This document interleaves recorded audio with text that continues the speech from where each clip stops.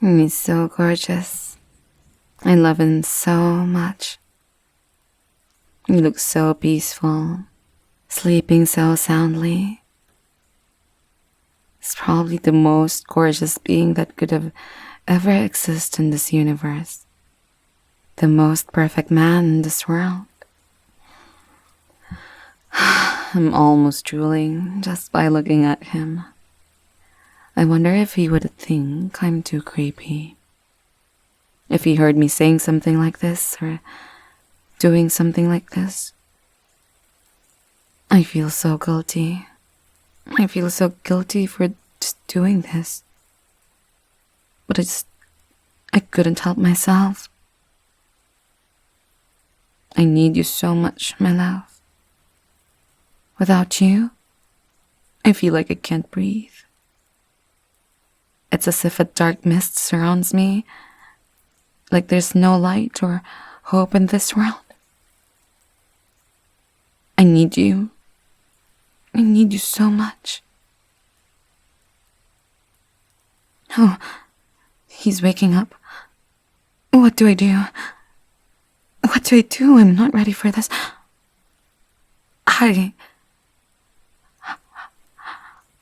Oh my God. You recognized me. I can't believe you actually recognized me. You said my name. To think someone so perfect and wonderful as you would pay attention to something so unimportant, like the name of a plain and unremarkable creep like me. Yes, we used to work together, but you almost never really talked that much to me.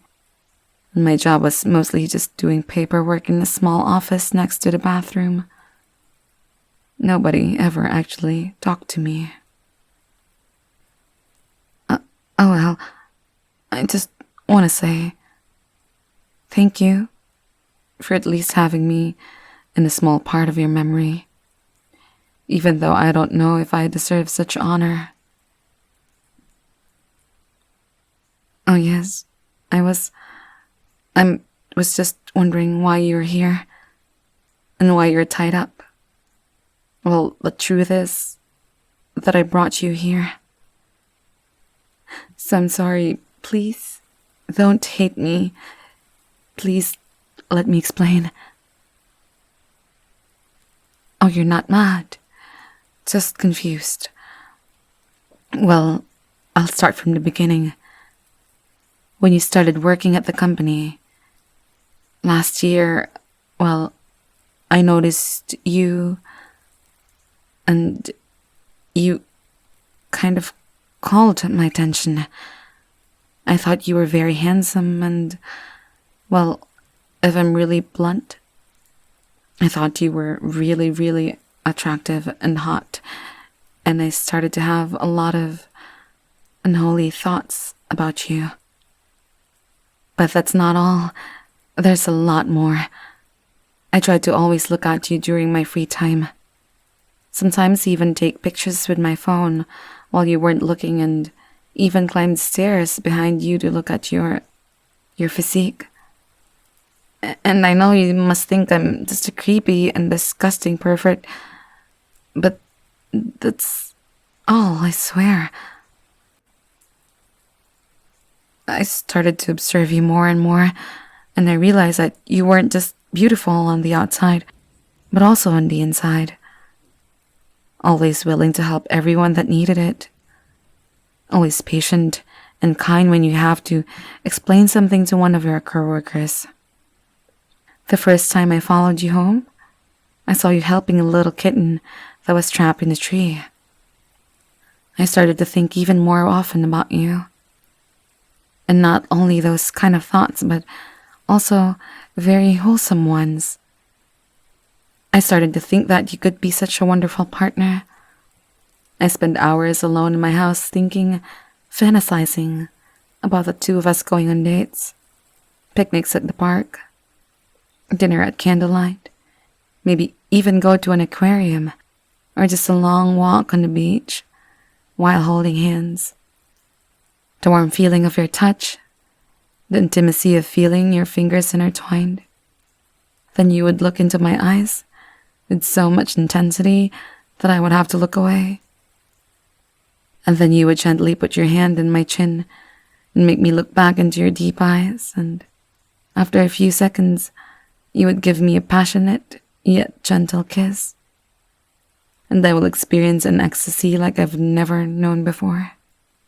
Tears would run through my cheek, and an overflowing and indescribable feeling of happiness would make me melt into your embrace. You may think this is weird, that I'm expressing this kind of simple fantasy with too much detail, but you wouldn't believe how many nights I have dreamt about it. How much I've cried thinking of how unreal that was. How much impossible it was for someone like you to love someone like me. After you left the company, I was feeling down for a while. No, actually, I was devastated. All the plans I've made in my mind to try to approach you, all my hopes lost. It was like everything I've ever dreamed of just melted away before my eyes, and everything I ever hoped for slowly died. I started waking up in the middle of the night crying.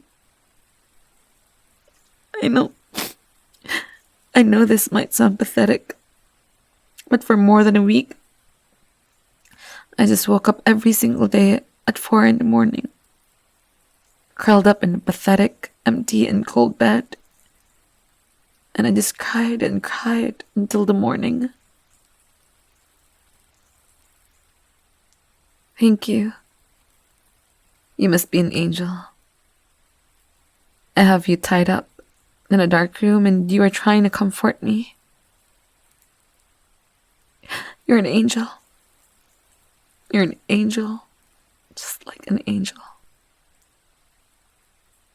There's more though. As a coping mechanism, I started to go every day to your house. In front of your house, there's this little store. So I just went there every day and looked at your door, telling myself, today, I will talk to him. Today I will talk to him. Today I will talk to him.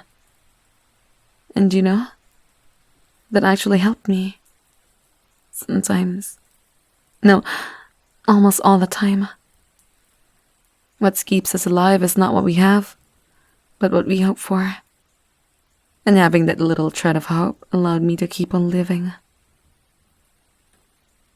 That after a while, I realized how much fragile my hopes were. How much weak was the foundation of the future I was putting my hopes in. The voice of the doubt and the voice of the truth, the harsh truth, the painful one, started to resonate more and more each day in the back of my head. You were a stupid, pathetic creep that holds on to a wishful dream without ever doing anything to achieve it. Aside from lying to yourself about how you eventually are going to do something, just how low a human can fall in their despair.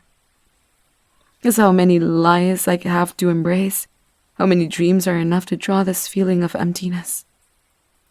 Will it ever be enough? Will I ever stop feeling like this? When all those words bottle up in your head for such a long time, you eventually break. And I broke. I was shattered. I decided to take you. To feel once in my life your body against mine. Your fingers intertwined with mine, your lips touching mine, your heartbeat. To feel anything I could feel from you, because my life without you was just an empty black pit of despair. Because even if it was for a second, I was going to stop feeling this pain. This horrible pain of having nothing to warm my heart. Nothing to hold on to. Nothing to live for. Nothing. After tonight, after doing this to you, I'm going to call the police. I will untie you, let you wait for the police to arrive in the door, and then I will stop. I will end things. The only thing I want is to spend one night feeling the warmth of your body against mine. Just one time. Because I can't stand this emptiness anymore. So please, just for tonight, let me sleep with you. Close my eyes and drift away while listening to your heart beating next to me. And after that, I will call the police and let you go. Could you please just let me experience love? The thing I've never had a chance of a feel in this life. One time, and then it will be over.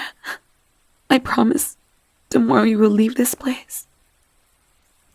And I will never hurt you or anyone else ever again. What are you talking about? I already messed everything up. There's no way out. I will never forgive myself for doing something like this to the most wonderful person in this universe. And obviously, what I did was more than just a minor offense to the law. It's either this or rotting in a cold cell for 20 years or more. It's the only thing I have left. What? What do you mean it's not too late? You want to help me? Why? Because I'm going through a dark place, and you want to help me find light again. But why? Why would you want to help me after what I've done to you? I can't. I don't deserve you doing this for me. I don't deserve this. I can't ask you to do that. Thank you. Thank you. Thank you, my love. Thank you.